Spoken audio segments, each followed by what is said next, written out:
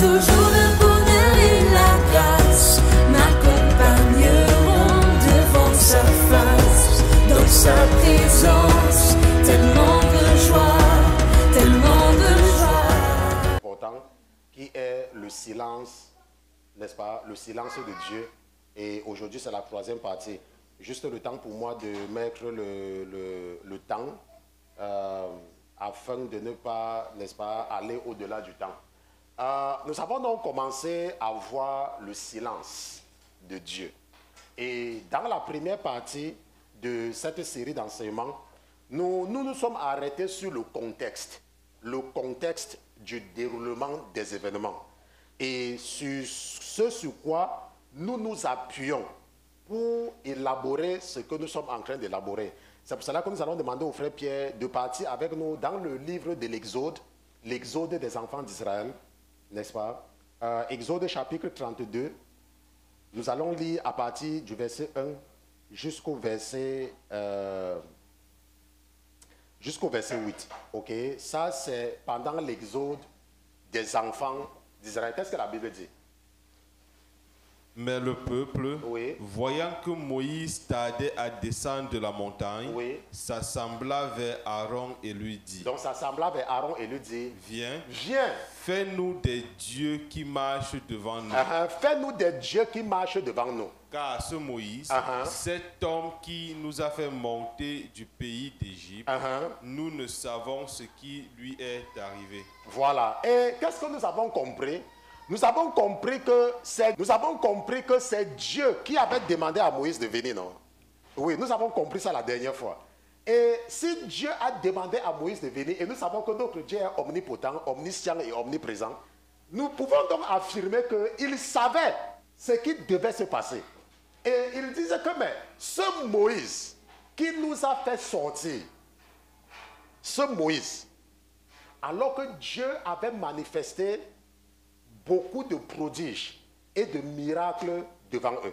Ils disent que ce Moïse qui nous a fait sortir, ce Moïse, est-ce qu'on se comprend? Ce Moïse, voilà. Maintenant, ce que nous voyons ici, c'est que la Bible nous dit que quoi? La Bible nous dit que quoi? Que les enfants d'Israël étaient partis voir Aaron. Ils étaient partis voir Aaron et ils ont dit ce Moïse. Maintenant, qu'est-ce que le verset 2 dit? Et Aaron leur dit. Et Aaron leur répondit. Et Aaron leur répondit. Enlevez les agneaux d'or qui sont aux oreilles de vos femmes, de vos fils, et de vos filles, et apportez-les-moi. Et tous enlevèrent les agneaux d'or qui étaient à leurs oreilles, et ils les apportaient à Aaron. Qui les prit de leurs mains, les travailla au ciseau, et en fit un veau de fonte. Alors il dit, voici tes dieux, ô Israël, qui t'ont fait monter du pays d'Égypte. Alors Aaron, voyant cela, bâtit un autel devant lui. Puis Aaron cria et dit, demain, il y aura une fête en l'honneur de l'Éternel. Ils se levèrent donc de bon matin le lendemain et ils offrirent des holocaustes et ils présentèrent des sacrifices de prospérité et le peuple s'assit pour manger et boire. Puis ils se levèrent pour se divertir.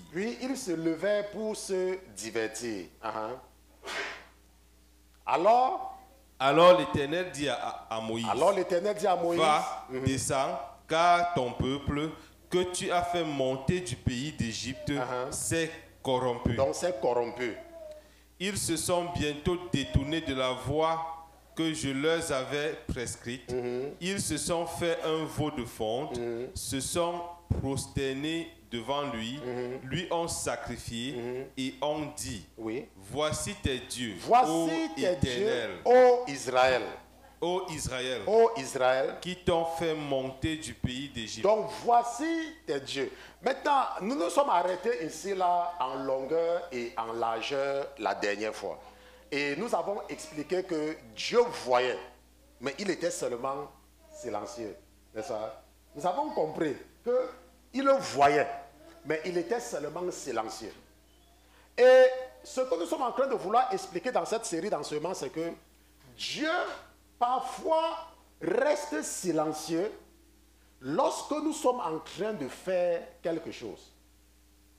Il n'a pas forcément, il ne réagit pas comme un disjoncteur, automatiquement. Il y a des moments dans ta vie où tu es en train de faire quelque chose. Vous vous rappelez, la Bible dit que quoi? Quelque part, que parce que la sentence contre les mauvaises actions tarde à venir. À cause de cela, le cœur des hommes est plein du désir de mal faire. N'est-ce pas? C'est ce que la Bible dit. Ok? Maintenant, nous voyons donc ici là que les enfants d'Israël sont en la présence de Dieu. N'oubliez pas que la Bible dit qu'au 3e mois, ils sont arrivés à Horeb. Le mont Horeb qui est encore le mont Sinaï. Ils sont arrivés là-bas le 3e mois. Et la Bible dit que Dieu était avec eux. L'Éternel était avec eux. Et l'Éternel venait même de leur parler. Et l'Éternel était avec eux. Ok. Maintenant, comme nous sommes en train de faire des rappels, une chose que nous avons également vue dans la première partie, c'est ce que la Bible nous dit dans l'épître de Paul aux Romains, Romains chapitre 15, verset 4, que le frère Pierre va lire pour nous. Romains chapitre 15, verset 4. Qu'est-ce que la Bible dit? Or, oui, tout ce qui a été écrit autrefois la Bible dit que tout ce qui a été écrit autrefois a été écrit pour notre instruction, a été écrit pour notre instruction, pour nous. Oui. afin que, Oui. par la patience et la consolation dont donnent les Écritures, Donc, que donnent les Écritures? Oui. nous possédions l'espérance. Nous possédions l'espérance. La Bible dit que tout ce qui a été écrit pour notre instruction. Je ne sais pas si quelqu'un comprend comme je comprends. Parce que un jour, quelqu'un m'a contacté. Et quelqu'un me dit, oh, Pasteur Christian, je vois que vous enseignez beaucoup l'Ancien Testament. Je vois que vous enseignez beaucoup l'Ancien Testament. Je lui ai dit que mon frère, tu n'as encore rien compris. N'est-ce pas? Va lire ce que la Bible te dit. Et la Bible dit que tout ce qui a été écrit. Mais attends, si Dieu a écrit tout un livre pour nous, nous devons mettre le livre de côté et nous allons donc comprendre quoi? Tu vas donc comprendre quoi? Si tu mets le livre qu'on a écrit pour t'instruire de côté. Maintenant, nous avons également vu dans 1 Corinthiens chapitre 10 verset 11. Et le frère Pierre va lire cela avec nous. 1 Corinthiens chapitre 10 verset 11. Parce que nous sommes tous dans les rappels. Qu'est-ce que la Bible dit? Or, toutes ces choses leur arrivaient pour servir d'exemple. La Bible nous dit, et ça c'est dans le Nouveau Testament. Ça c'est dans le Nouveau Testament. Dans la première lettre de Paul aux frères et sœurs qui étaient à Corinthe. N'est-ce pas? Que quoi? Que toutes ces choses leur arrivaient pourquoi, tonton Pierre? Pour nous servir d'exemple. Pour nous servir d'exemple. Et elles sont écrites pourquoi? Et elles sont écrites pour nous Et instruire. elles sont écrites pour nous instruire. Nous qui sommes parvenus au dernier temps. Ce n'est pas le pasteur Christian qui a écrit. Hein? Ça, c'est dans la Bible. Le pasteur Christian n'a pas écrit ça. Donc, parfois, il y a des gens qui ne comprennent pas. Ils disent que mais, le pasteur, nous sommes dans le Nouveau Testament. Nous sommes dans le Nouveau Testament. Nous sommes dans le Nouveau Testament. Nous ne sommes plus sur la loi. Nous ne sommes plus sur la loi. Nous sommes sur la grâce. Nous sommes sur la grâce. La Bible nous dit que, toutes ces choses leur arrivaient pour servir d'exemple. Maintenant, quels sont les exemples que nous pouvons tirer ici, là, dans la parole de Dieu? Quels sont les exemples? Les exemples que nous pouvons tirer lorsque nous examinons les Écritures, c'est que personne ne peut obéir à la loi. Personne. Ça, c'est hors de question. On se comprend? Jésus a dit que je ne suis pas venu abolir la loi, n'est-ce pas? Mais je suis venu l'accomplir. Et que si tu enseignes, que si la personne qui va tenter à enseigner aux hommes de ne pas suivre la loi, cette personne-là, il vaut mieux qu'on attache son cou, n'est-ce pas? Mais nous savons que personne n'a pu, personne Ça veut dire que quoi? Et c'est là où Dieu a béni les femmes cette semaine. Parce que nos femmes, elles jeûnent tous les vendredis. C'est pour ça que Jésus, c'est tout ce que tu as besoin. Laisse-moi te dire, tu ne peux pas. Moïse, à qui Dieu parlait. Est-ce que vous savez que lorsque les enfants d'Israël étaient à Horeb, la Bible dit que les enfants d'Israël ont eu soif, n'est-ce pas? Ils ont eu soif. Et qu'est-ce que Dieu a dit? Dieu a dit à Moïse que prends ton bâton et parle au rocher. Et le rocher va donner l'eau et ils vont boire, n'est-ce pas? C'est Dieu qui lui a dit. Dieu lui parlait donc. Mais Dieu, il lui parlait. Mais quand ils sont arrivés à Rephidim, qu'est-ce qui s'est passé? L'Éternel lui a dit, le même Dieu, que prends ton bâton, n'est-ce pas? Et parle. Qu'est-ce que Moïse a fait? Moïse a parlé, mais comme l'eau ne sortait pas, il a frappé. On lui a dit de frapper. On ne lui a pas dit. Donc c'est pour dire qu'à cause de cela, on l'a appelé, on a dit viens. Hé Moïse, viens rester ici. Tu vois le peuple que tu as travaillé pendant tout le temps là. Les 40 ans que j'étais utilisé à mon service. 40 ans. Votre pasteur, c'est à 10 ans. Hein. Quelqu'un a travaillé pendant 40 ans. Dieu dit que tous les efforts que tu as fait là, c'est quelqu'un d'autre qui va continuer. Toi, reste ici. Laisse-moi te dire, tu ne peux pas. Tu ne peux pas. Il faut que les chrétiens apprennent à dépendre de Jésus. C'est la dépendance en Jésus qui va te garantir ton salut. Parce que Jésus ne peut pas t'abandonner. Mais il y a des gens, ils ont pris Jésus, ils ont mis dans le tiroir. Ils ont dit à Jésus, Jésus, dis-moi ce que je dois faire. Jésus dit, tu aimeras ton prochain comme toi-même. Merci Jésus.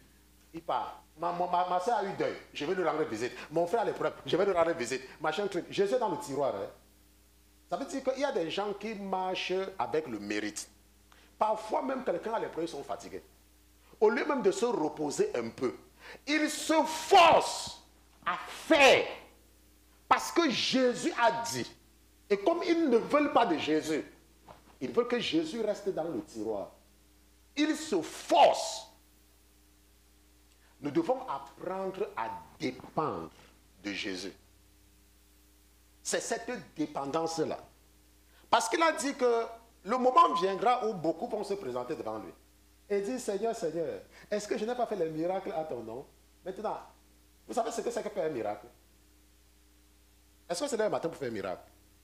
Supposons que tu viens voir un pasteur, ou peut-être que ta vie ne donne pas, tu commences à vivre dans une église, et ta vie change. Vous savez ce que ça veut dire? C'est la manifestation de l'onction. Hein? Maintenant, imaginez un peu que vous avez cette onction-là. Et lorsque vous vous présentez devant Jésus, il dit qu'il ne vous connaît pas. Imaginez un peu ce que ça veut dire. Je ne sais pas si quelqu'un est en train d'imaginer. Non, peut-être quelqu'un n'imagine pas. Vous savez que les miracles, les gens inventent des miracles, non? Il y a un qui a inventé, malheureusement pour lui, qui peut ressusciter quelqu'un. Ils ont pris, ils ont mis dans un cercueil, ils ont mis le trou sur ça. Et après ça, l'autre ne respirait plus bien. Quand on parlait, il bougeait déjà dans le cercueil. Et il a dit que c'est lui qui l'a ressuscité. On a montré seulement ça, que lui-même, la honte. Mais comme on dit que c'était on donnait la honte aux chiens, donc ça n'a rien changé, n'est-ce pas? Il y a les gens qui veulent inventer des miracles. Ok? Je dis qu'il y a les gens... Maintenant, imaginez que Jésus, c'est Jésus qui dit que certains me diront en ce jour que Seigneur, Seigneur, est-ce que je n'ai pas accompli des miracles en ton nom? Est-ce que je n'ai pas fait tel c'est en ton nom? Et je vais leur dire que allez loin de moi, je ne vous connais pas. Pourquoi? Parce qu'il y a beaucoup de chrétiens qui s'accrochent sur les œuvres. Et il dit à Jésus, Jésus, toi reste dans le tiroir. C'est pour cela que si vous recevez la grâce de Dieu, parce que Dieu nous a dit que je fais grâce à qui je fais grâce. C'est ce qu'il nous a dit, non? Il dit je fais grâce. Si vous recevez la grâce de Dieu, il va vous mettre dans une situation pour créer cette dépendance. Lui-même, il va vous mettre dans une situation pour créer la dépendance. pour que vous dépendiez de lui et pour que vous ne vous accrochez plus aux œuvres. Et Jésus nous a raconté l'histoire de deux hommes, un pharisien et un péager et un pécheur. Qu'est-ce que Jésus nous a dit? Jésus, hein? Jésus nous dit que le pharisien, celui qui partait à l'église tout le temps, celui qui aidait les pauvres, celui qui lisait sa Bible, celui qui était droit devant la société, la Bible dit que quoi? Que l'autre était un pécheur, non? Mais la Bible dit que Jésus nous dit que celui-là est rentré chez lui étant justifié. C'est Jésus lui-même qui nous raconte. Donc arrêtons de passer le temps à juger les gens. Oh, moi j'ai fait ceci, l'autre ne fait pas ceci, donc moi je suis meilleur que lui, l'autre lui n'est pas meilleur. Arrêtons. Ils étaient deux, et c'est Jésus qui nous raconte. Maintenant, nous avons donc vu que tout ça, tout, leur est arrivé pour nous servir d'exemple. Et si tu connais un seul exemple dans la Bible, où quelqu'un a été jugé par les œuvres, tu me vois que le verset, je lis aussi comment ça fait qu'on la personne. La Bible dit que de tous ces millions qui sont sortis de l'Égypte, ce jour-là avec Moïse, parce qu'ils étaient nombreux. La Bible dit que c'était 600 000 hommes de pied, sans compter les femmes et les enfants. Et nous savons que dans une société, il y a toujours plus de femmes que les hommes. Ça, nous savons. Ça, ce n'est pas trop compliqué. Vous savez pourquoi? Parce que s'il y a moins de femmes que d'hommes, il y aura beaucoup la guerre. Vous voyez? Parce que les hommes vont se disputer les femmes. C'est pour ça que Dieu s'est arrangé pour qu'il y ait plus de femmes que d'hommes, pour qu'il y ait la paix. Vous voyez, ce n'est qu'un plan, c'est un plan. Et il nous montre cela dans l'élevage. Si vous avez vécu dans des régions d'élevage, vous allez vous rendre compte que dans un troupeau de bovins, on castre tous les hommes et on laisse un seul, avec les vaches. Parce que même les éleveurs se sont rendus compte que quand il y a 2 taureaux dans le troupeau, il y a mort. Ils se bagarrent et pendant leur bagarre, certains meurent. Donc c'est pour cela qu'on laisse un. Dieu, lui, je vous ai dit qu'il utilise toutes les choses pour nous raconter. C'est pour ça qu'il y a beaucoup d'hommes. Et la Bible dit, c'est pour ça qu'il y a beaucoup plus de femmes. Et la Bible nous dit donc quoi? Qu'il y avait 600 000 hommes, sans compter les femmes et les enfants. Donc si nous faisons seulement un calcul de probabilité, et nous savons comment les Juifs savent pondre les enfants. Il y a les Juifs qui ont des familles de 10 enfants, 14 enfants, 20, certains ont même 20. Je me demande comment ils font pour avoir 20 enfants. Je me demande vraiment. Ça veut dire que les enfants là n'iront jamais à McDonald's, n'est-ce pas? Parce que tu dois amener 20 enfants à McDonald's, même c'est $4. Une fois ça fait $80. Donc tu sais que quand on part à McDonald's, comme dans certaines familles, on prend un œuf. Vous savez que dans les familles, on fait un œuf pour tous les enfants, non? On prend un œuf, on coupe comme ça, on dit que toi, prends pour toi. C'est l'huile. C'est l'odeur de l'huile de l'œuf que tu vas manger avec ton pain, n'est-ce pas? Il y a les gens comme ça, n'est-ce pas? On ne fait pas les enfants pour faire rien, on fait les enfants pour s'occuper d'eux. Maintenant, la Bible dit donc que c'est un exemple. Et nous ne devons pas négliger l'Ancien Testament. Maintenant, la dernière fois, nous avons étudié un cas d'école simple. Si vous vous rappelez très bien, nous avons étudié le cas qu'on a étudié, le premier cas, c'était quel cas? Pour ceux qui écoutent souvent là, parce que je vous ai dit que comme je suis un enseignant, quand je parle, les gens sont toujours très contents de m'entendre et ils ne retiennent pas. Qu'est-ce que nous avons fait? On a étudié quel cas la dernière fois?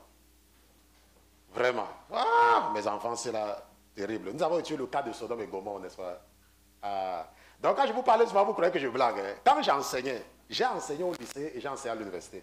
Et mes élèves ne prenaient pas les notes.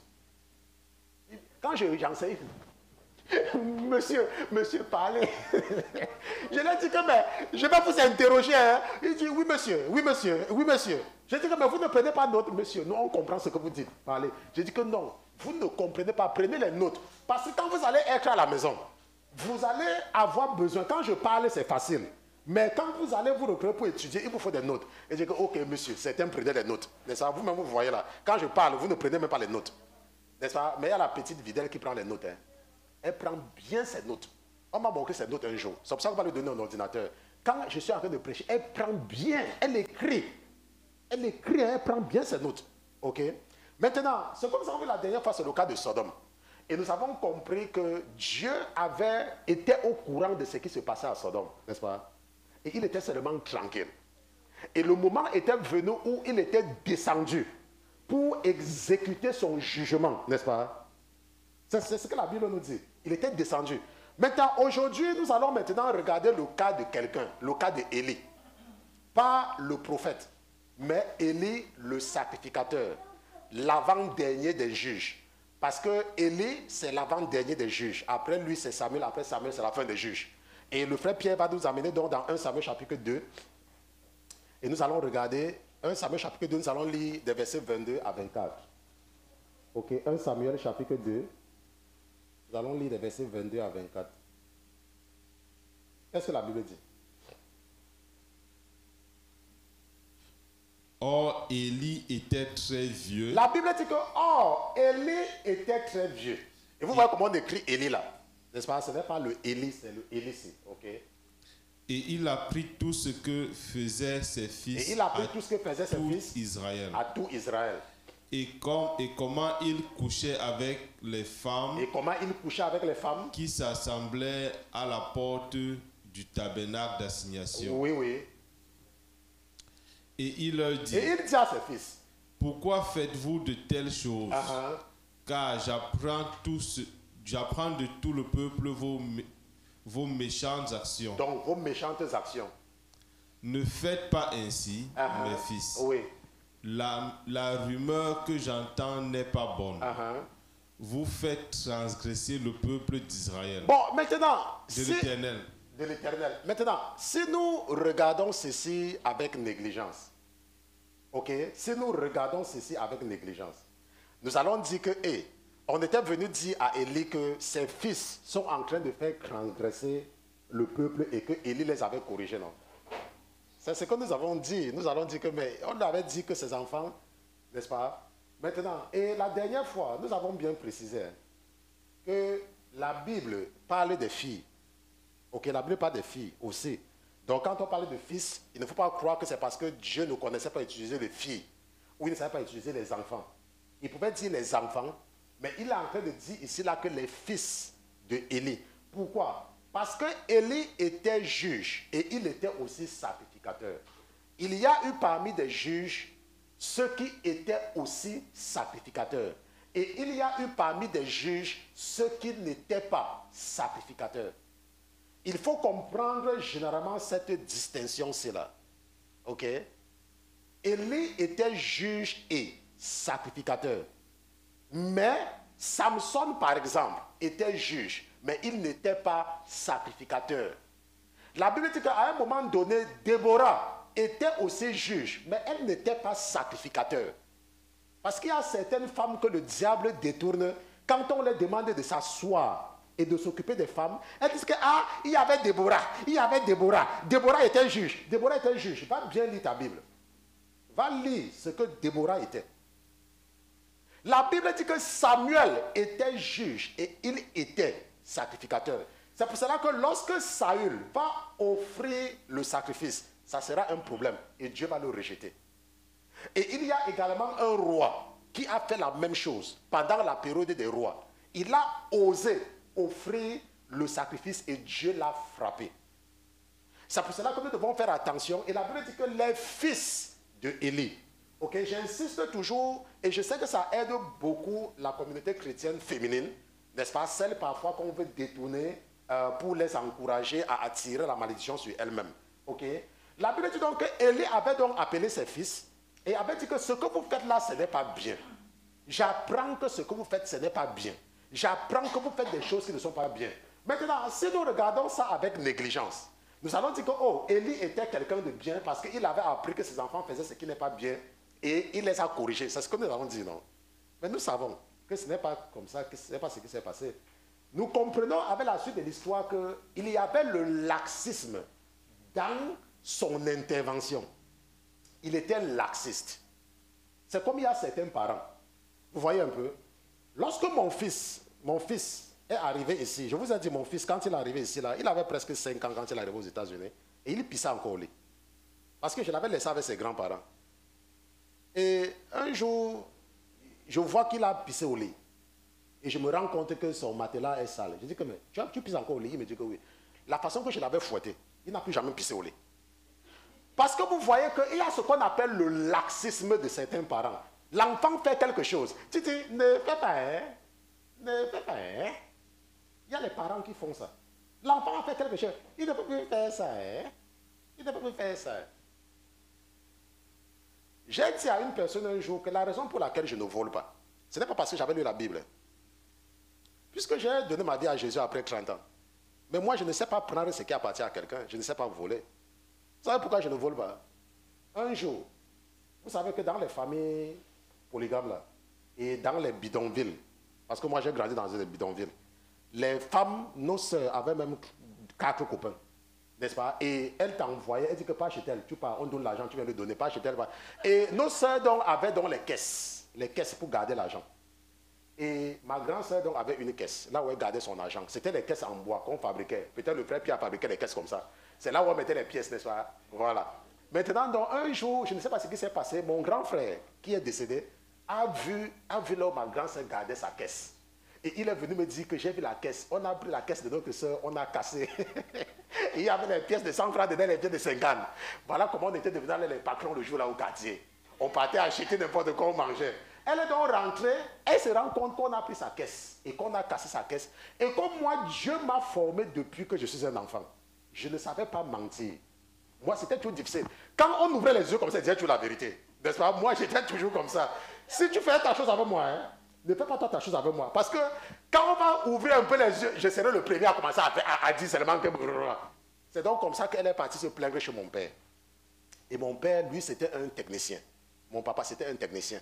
Il a dit il m'a appelé. Il me dit, oh, aide-moi à faire ceci. Quand j'ai fait comme si je faisais un geste là, il m'a récupéré avec sa main. Il m'avait frappé avec la latte.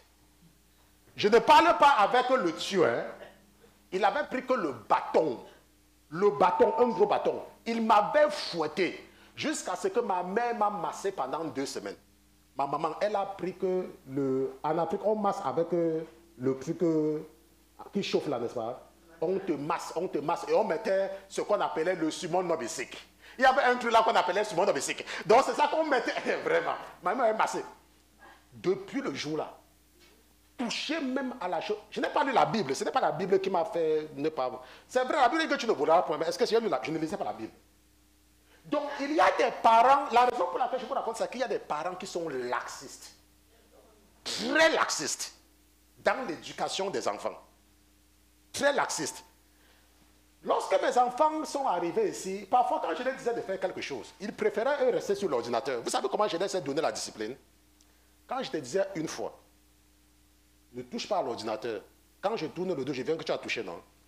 Ce n'est pas un problème. La première fois, je prends l'ordinateur pendant 3 jours. Tu ne retiens toujours pas la leçon. Une autre fois, je viens encore te trouver en train de faire ça. Je prends l'ordinateur, c'est passé pendant 1 mois. Si tu fais encore, je prends l'ordinateur pendant 3 mois. Si tu veux, tu sautes. Tu me dis que tu n'as pas pour faire tes devoirs, c'est ton problème. Tu vas aller faire tes devoirs à l'école. Puisqu'on t'a donné l'ordinateur pour un privilège, et tu étais têtu. On se comprend? Et avec le temps, je ne regardais pas au présent. Je ne regardais pas au présent. Je regardais à l'avenir la discipline qu'ils devaient recevoir. Ce qui fait qu'aujourd'hui, mes enfants, quand je leur dis, vous dormez à 21h. 21h, chacun regarde l'heure, il parle, lui dort tranquillement. Pourquoi? Il sait que si papa le trouve là, ce n'est pas un jour que je vais prendre son ordinateur. Hein. Je prenais papa pendant 6 mois.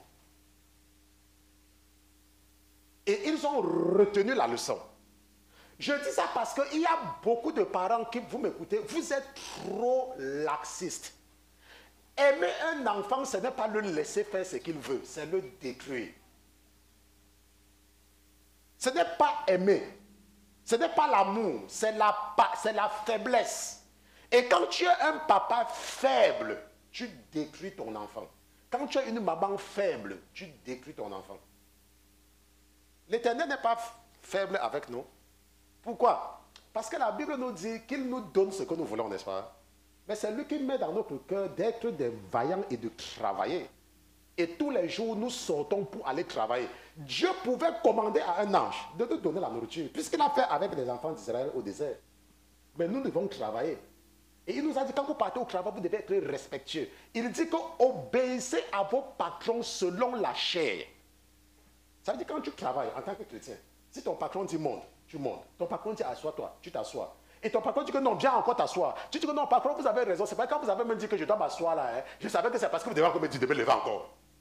Vous voyez un peu, c'est comme ça que le chrétien se comporte. Le chrétien ne se comporte pas comme, je ne sais pas, les gens qui vous discutez avec, ça ne sert à rien. Quand je m'occupais du site internet de notre société à l'époque, parce que je m'occupais également du site internet, il y a une femme qu'on avait recrutée. Elle était COO, Chief Operation Officer, whatever that is. Je ne sais même pas ce que ça veut dire. Et elle aimait trop faire les modifications sur le site internet de la compagnie.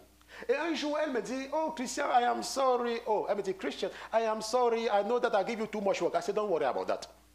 N'importe quoi que tu veux. Toi, dis-moi seulement, je vais faire. Mais dans mon cœur, je dirais que vraiment la sorcière, vous voyez un peu. Pourquoi? Parce que la Bible nous dit que nous devons les obéir dans la chair. Non? C'est ce qui est écrit dans la Bible. Et quand tu obéis dans la chair, tu gardes ton travail. Tu ne passes pas le temps à discuter avec les gens du monde. Ça ne sert à rien. Tu fais ton travail, tu as ton salaire, tu rentres à la maison. C'est ça, en tant que chrétien, ce que nous faisons. Maintenant, la Bible nous dit donc que Élie était laxiste. C'était un papa laxiste. Et à cause de son laxisme, aucun de ses enfants ne va réussir. Aucun. Et même pour notre information, et c'est ce que le frère Pierre va lire avec nous. Tonton Pierre, allons un peu ensemble, demeurons un peu dans le livre de Samuel, 1 Samuel chapitre 2, allons un peu au verset 27. Et voyons ce que Dieu lui-même va dire. Et nous voyons donc que quand Élie faisait ça, quand Élie faisait tout ça, Dieu était venu lui parler pendant tout le temps là. Dieu était silencieux. Il était lui silencieux. Tu peux être là, le pasteur donne les conseils, tu parles, tu dis que ah, c'est le pasteur, moi je ne vais pas faire ça. Vous savez qu'il y a un langage que le diable a mis dans la bouche de certains parents. Oh, moi si je n'ai pas pu avoir ceci, il faut que mes enfants aient ça. Tu es sûr que si on t'avait donné ça, tu devais être là où tu es. Tu es sûr que si on t'avait donné, tu devais réussir. Tu as réussi parce que tu savais que quelque chose te manquait. Moi, je peux acheter un ordinateur neuf à mes enfants. J'ai l'argent pour ça. Mais quand l'ordinateur d'un de mes enfants tombe en panne, demandez à la sécurité, je pars que sur eBay. Je cherche ce qui est vieux, mais ce qui marche. Et j'achète pour donner. Si tu veux, tu utilises. Si tu veux, tu n'utilises pas. Maintenant, imaginons un peu que je dépense $2000 pour acheter un ordinateur neuf à un enfant qui va encore à l'école primaire. Quelle est la leçon que je suis en train d'enseigner à cet enfant? Qu'il doit faire les efforts. L'autre est venu me dire, oh papa, mon ordinateur est vieux. J'ai dit que tu as même l'ordinateur. Moi, je n'avais pas. Mon ordinateur est vieux. Écoutez-moi les choses. Hein. Mon ordinateur est vieux. Donc, tu as l'ordinateur. Est-ce que vous savez que l'ordinateur que mon fils dit que c'est vieux là, si je prends cet ordinateur-là, je donne à un professeur d'université en Afrique, il va prier pour moi tous les jours. Je vous dis la vérité, il va prier pour moi tous les jours. Parce que c'est encore bien. Maintenant, imaginez maintenant que vous dites que, ah, ok, j'ai l'argent, je vais acheter un autre ordinateur à mon fils. Qu'est-ce que vous êtes en train de lui enseigner? Vous êtes en train de lui enseigner la paresse. C'est ce que vous êtes en train de faire. Donc, lorsque nous sommes des parents, nous ne devons pas être des parents laxistes. Nous ne devons pas encourager nos enfants dans la paresse, dans le péché. Nous devons encourager nos enfants dans l'effort et apprendre à se détourner du mal. Parce que si le pasteur parle et vous n'écoutez pas, n'est-ce pas? Il n'y a pas de problème. Il n'y a pas de problème. Dieu lui va faire comme s'il a aussi, il va rester silencieux. Parce que c'est ça que nous sommes en train d'étudier le silence. Ce n'est pas comme si Dieu va venir commencer à dire que, oh, quand le pasteur a prêché aujourd'hui, demain il va venir dire, oh, qu'est-ce que ton pasteur t'a dit? Qu'est-ce que ton pasteur t'a dit? Dieu ne fait pas ça. Il va seulement t'observer. Tonton Pierre, lis un peu ce qui va se passer au verset 27. Après, ça c'est après. Hein? Oui, après. Qu'est-ce qui va se passer? Or, un homme de Dieu vient vers Élie. Donc, vint vers Élie. Et lui dit. Et lui dit, maintenant Dieu parle. Ainsi a dit l'Éternel. Exactement. Ne me suis-je pas manifesté à la maison de ton père? Ne me suis-je pas manifesté? Je ne sais pas là où j'ai mis mon téléphone. Je ne sais pas qui a même pris ça. Oh, c'est ici. Oui. Quand ils étaient en Égypte, dans la maison de Pharaon. Et je l'ai choisi d'entre toutes les tribus d'Israël pour être mon sacrificateur. Pour être mon sacrificateur.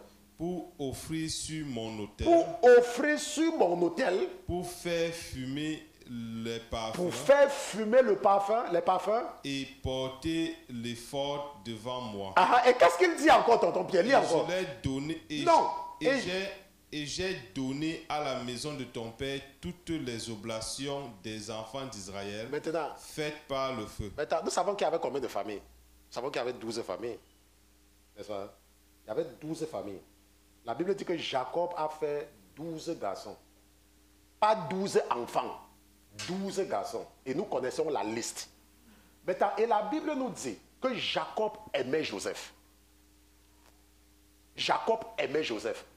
Et la Bible nous dit que quand Dieu t'aime, si Dieu t'aime, s'il se rend compte que tu aimes quelqu'un, il va transférer les bénédictions. Il va transférer les bénédictions sur... N'est-ce pas? Parce que c'est Dieu. C'est lui d'ailleurs même qui met ça dans ton cœur. Maintenant, la Bible dit donc que lorsque le moment est arrivé, parce qu'il aimait Joseph, et que Joseph était au service de Pharaon, il ne pouvait plus l'utiliser. Il va donc prendre les deux fils de Joseph, Ephraïm et Manassé, n'est-ce pas? Et ça va maintenant faire 13. Et il va dire que non, moi, quand j'ai fait mon plan, je me suis arrangé avec 12. Je vais donc prendre un parmi les 13 et je vais le mettre à mon service. Il a pris Lévi. Il a dit, Lévi, toi viens parce que je veux garder le chiffre 12. J'ai un message dans 12. Et Lévi donc va donc être au service de Dieu. Il va maintenant venir dans ce que nous avons vu, les Kéatites, les Gershonites et les Mérarites. C'est pour ça que je vous ai enseigné ça la dernière fois. Et il va prendre, n'est-ce pas, une de ces familles-là, les Kéatites, avec son fils Amram, et il va les offrir un cadeau. Pourquoi? La Bible, si vous lisez le Midrash, la Bible va... Ce que les Juifs sont en train de dire, c'est qu'il semble, et ce n'est pas dans la Bible, que la mère de Moïse, Jochebed, la femme de Amram, était parmi les sages femmes qui avaient épargné les enfants d'Israël quand Pharaon avait donné l'ordre de les tuer. Nous avons tué ça, n'est-ce pas? Shifra et Pua. Vous revenez Shifra et Pua. Voilà. Et il a donc donné ça comme cadeau. La sacrificature.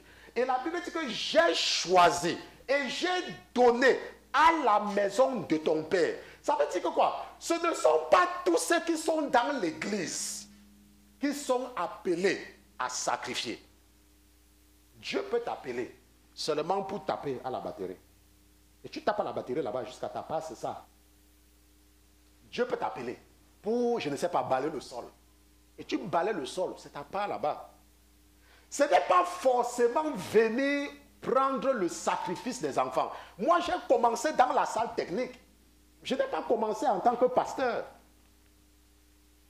Parce qu'il y a des gens parfois qui ne comprennent pas. Et ils se commencent à faire du n'importe quoi. Et quand ça commence à les chauffer, ils commencent maintenant à chercher maintenant la vérité. Ok?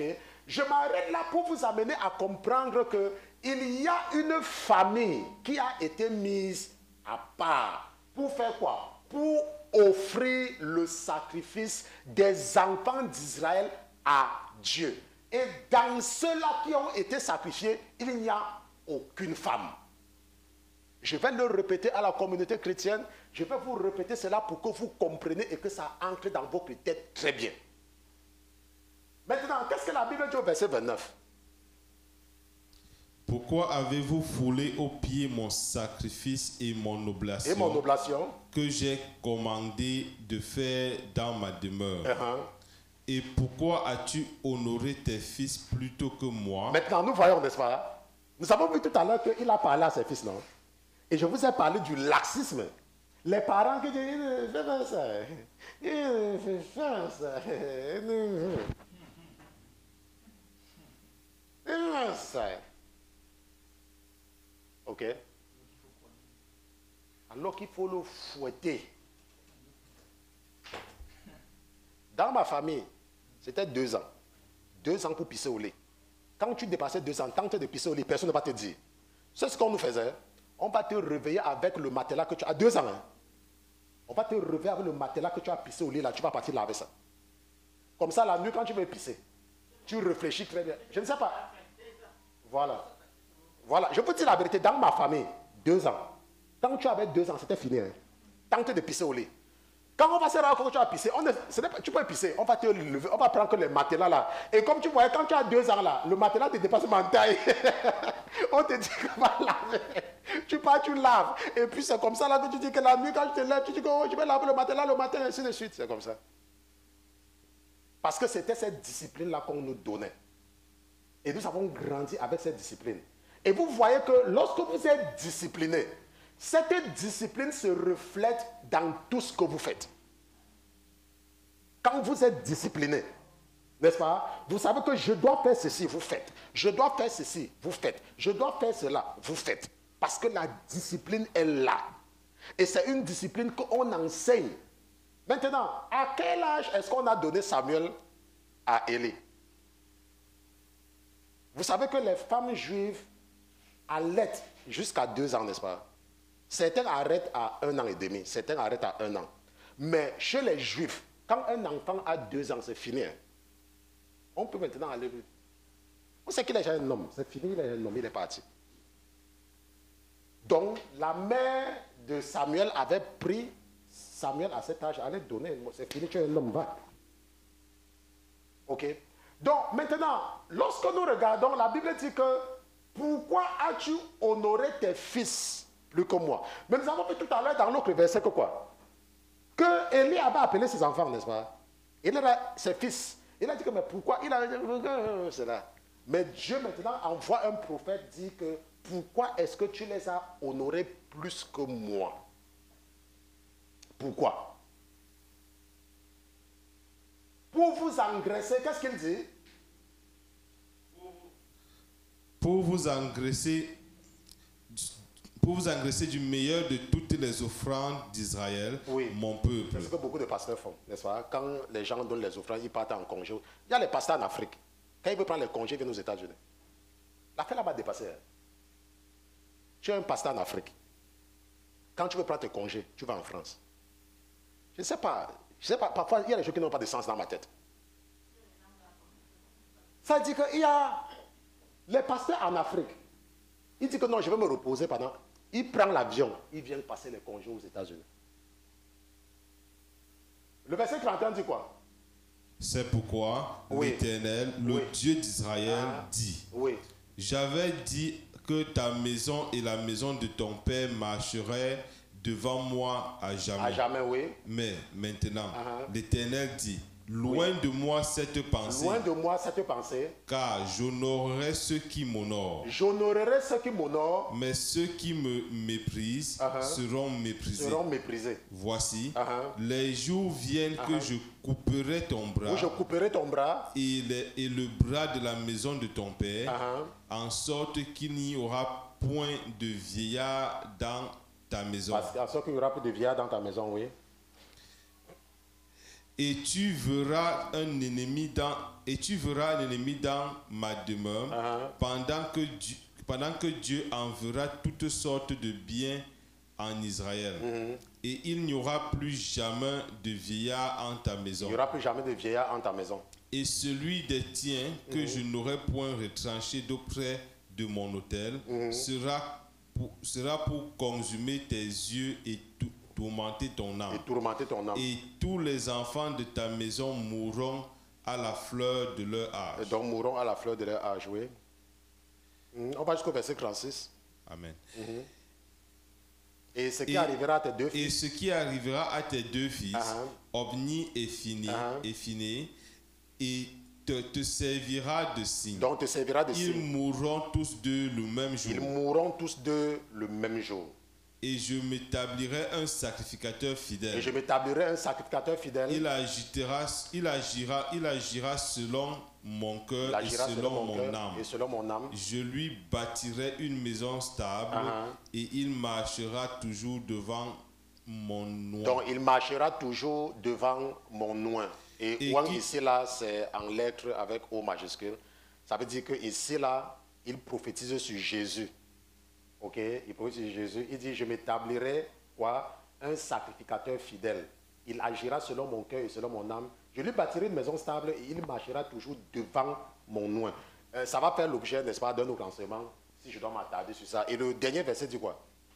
Et quiconque sera demeuré du reste de ta maison viendra se prosterner devant lui pour lui avoir une pièce d'argent. Pour avoir une pièce d'argent. Pour avoir une pièce d'argent et un morceau de pain.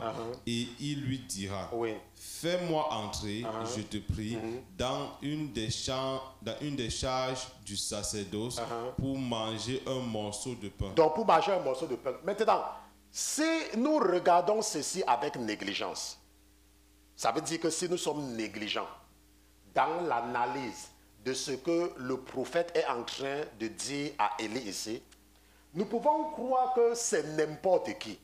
Mais Dieu, immédiatement, lorsque Samuel, vous savez que Samuel n'est pas de la tribu de Lévi. La Bible dit qu'il y avait un homme de la tribu d'Éphraïm, n'est-ce pas?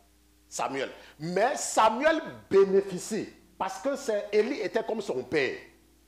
Donc Samuel bénéficie de cela. Et Dieu lui-même va susciter Samuel dans la maison d'Élie. Ok? Maintenant, les gens pouvaient ne pas comprendre ce qui se passe ici là. Si Dieu n'avait pas immédiatement utilisé Saül pour le pousser à offrir le sacrifice à la place du sacrificateur et pour le frapper. Parce que vous pouvez dire que, ok, donc la sacrificature a été enlevée aux enfants de Lévi pour tout le monde. Mais lorsque Saül a essayé, la reproche a été immédiate. Et même après les juges, lorsque Dieu a écouté la requête des enfants pour leur donner des rois, si vous lisez bien dans le livre des rois, il y a un roi qui a osé faire la même chose. Et Dieu l'a frappé de la lèpre. C'est vrai, il est resté là pendant près de 52 ans, mais le restant de sa vie, il était lépreux. Pourquoi? Parce qu'il avait osé offrir le sacrifice. Et lui-même, c'était un homme. Ce n'est même pas que c'était une femme. Donc la sacrification, c'est quelque chose avec laquelle on ne blague pas.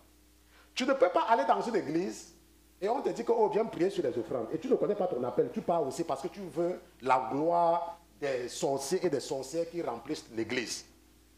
Nous devons être conscients et nous devons connaître notre appel avant de nous aventurer à faire n'importe quoi. Et je vous ai toujours dit que la confirmation ne vient pas au hasard.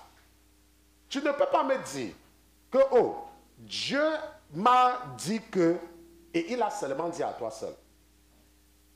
Une vraie révélation vient toujours avec la révélation d'un témoin.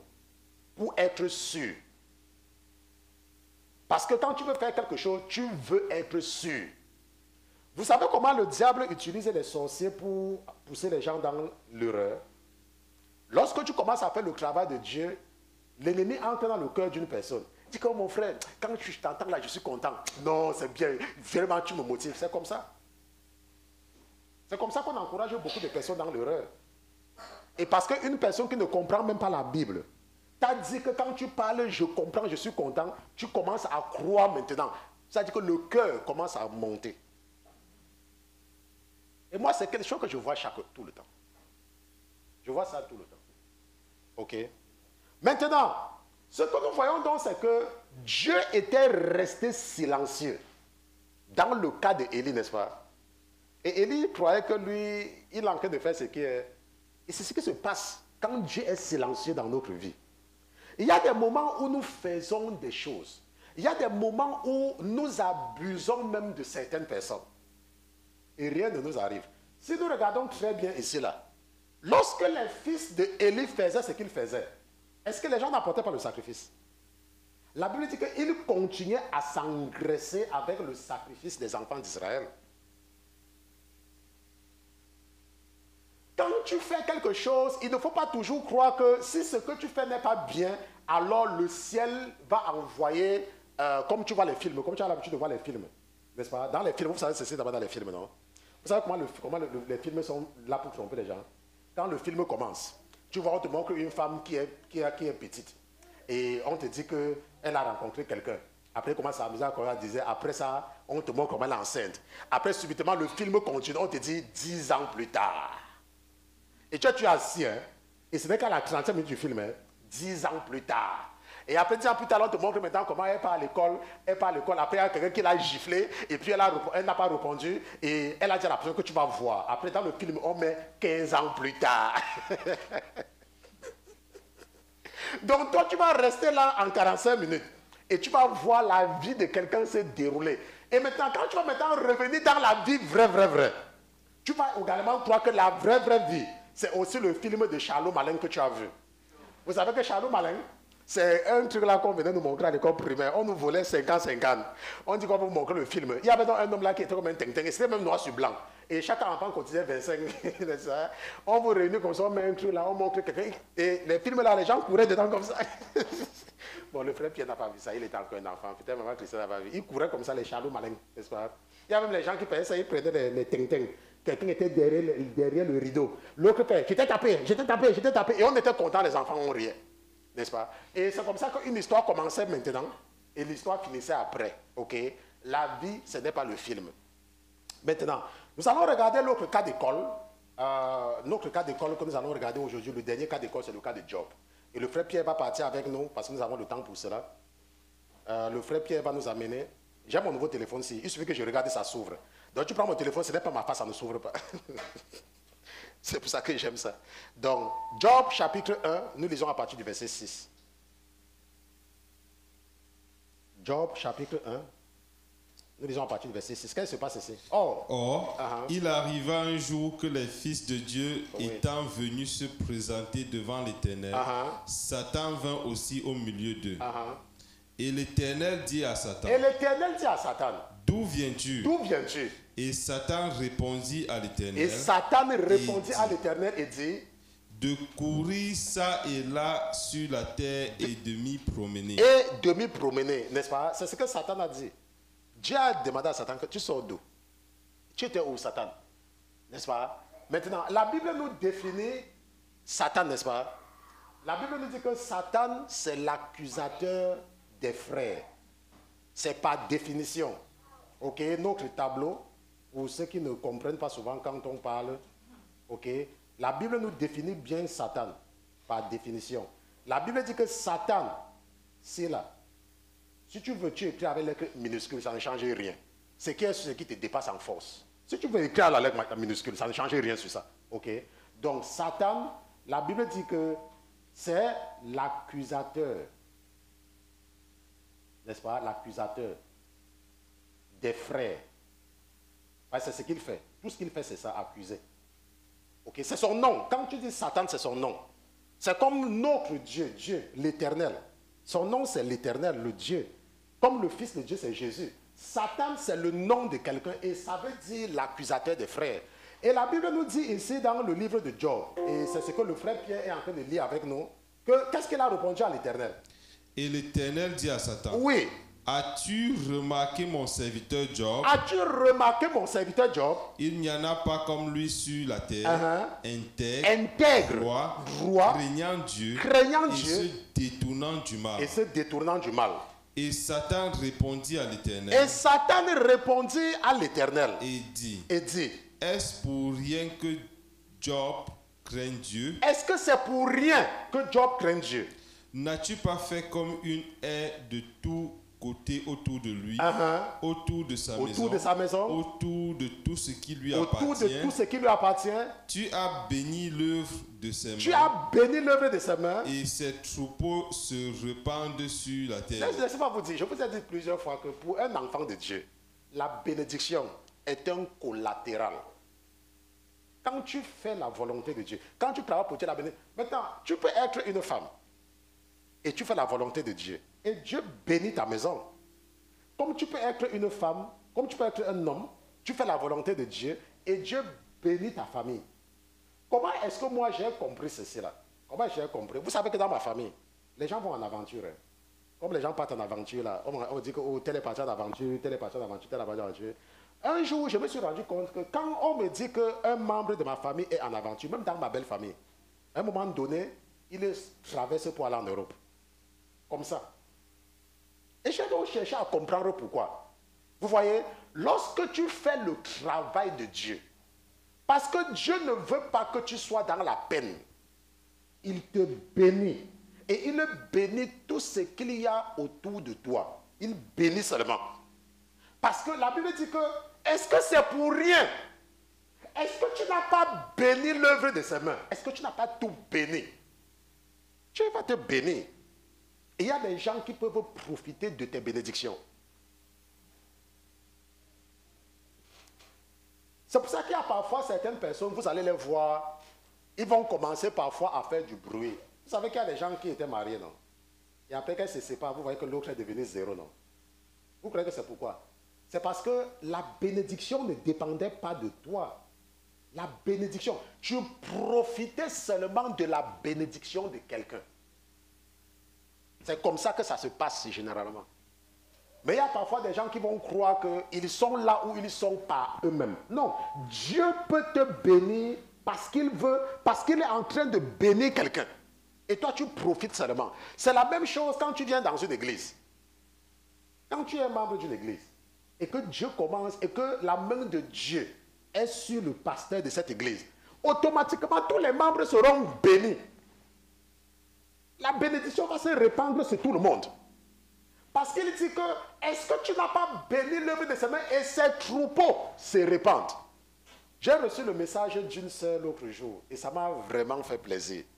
Parce que c'est une personne que je sais. Comment dire que c'est le père qui connaît ses enfants?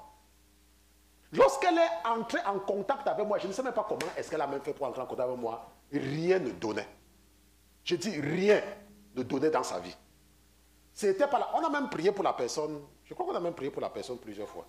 Rien ne donnait. Après, la personne m'envoie un message. Je regarde le message. Je dis que peut-être je ne suis pas en train de bien voir le message.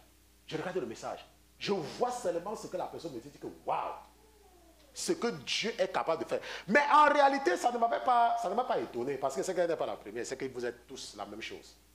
Mais il y a des cas où tu restes comme ça, tu dis que merde, l'affaire c'est là que marcher avec Jésus, c'est la bénédiction. Hein.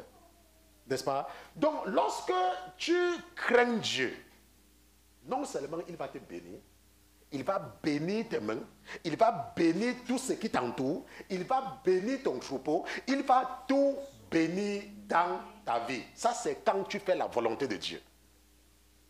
La bénédiction ne sera pas un problème. Tu n'as pas besoin de courir de pasteur en pasteur.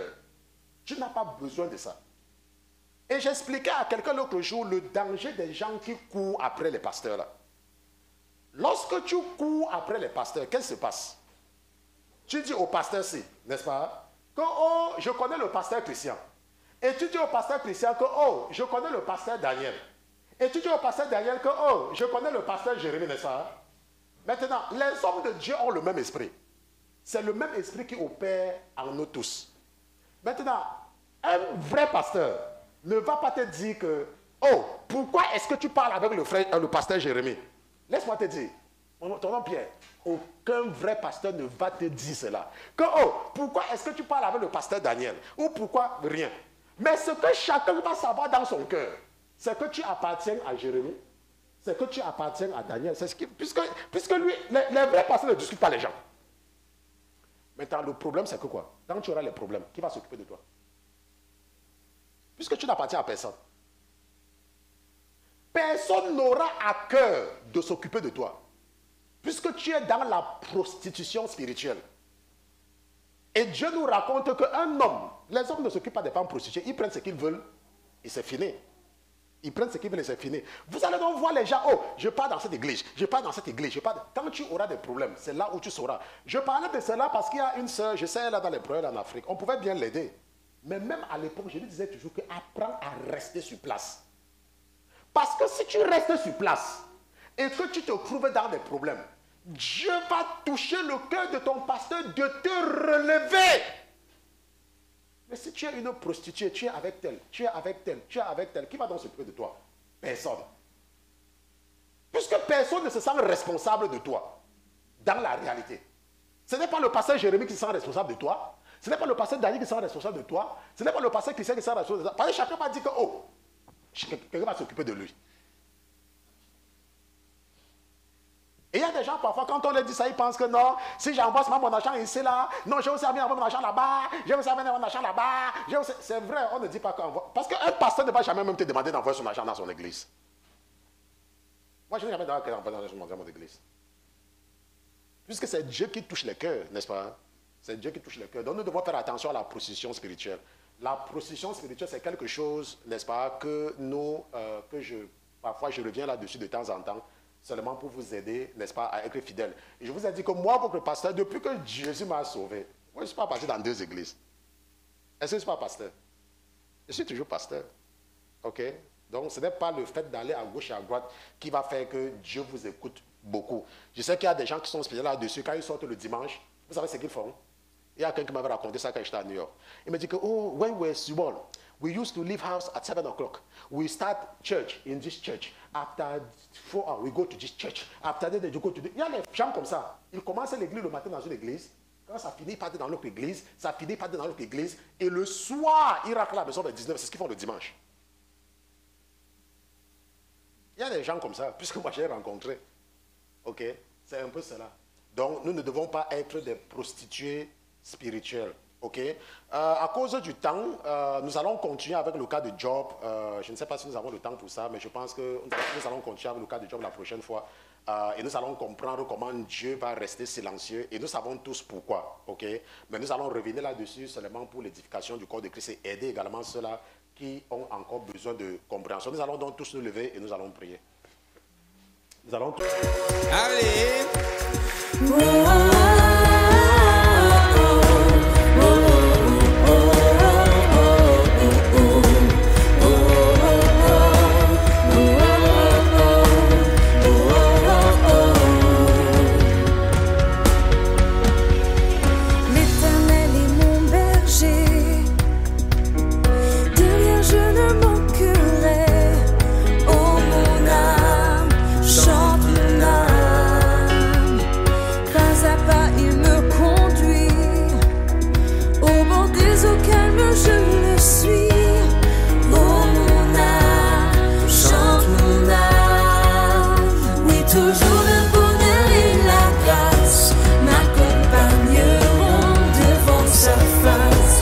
Sa présence tellement